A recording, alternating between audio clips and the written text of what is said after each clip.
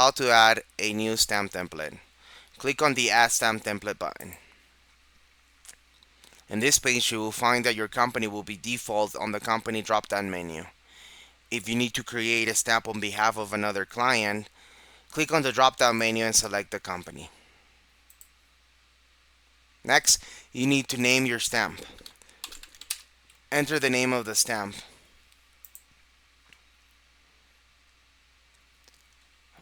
In this section, you will find two header lines, header line number 1 and header line number 2.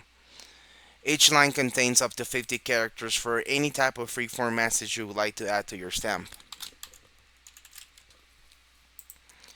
Now it's time to select your labels.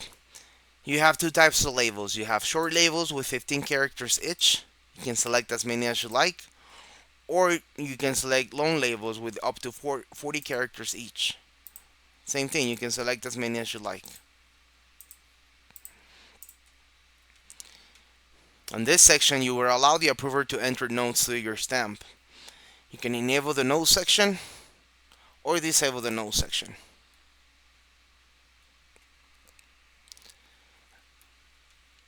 Now, it's time for you to decide where is your stamp going to display on your invoices.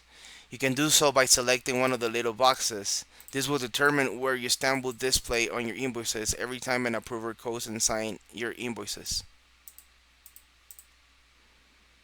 And that's it. All you have to do now is click Submit Stamp Template to save changes.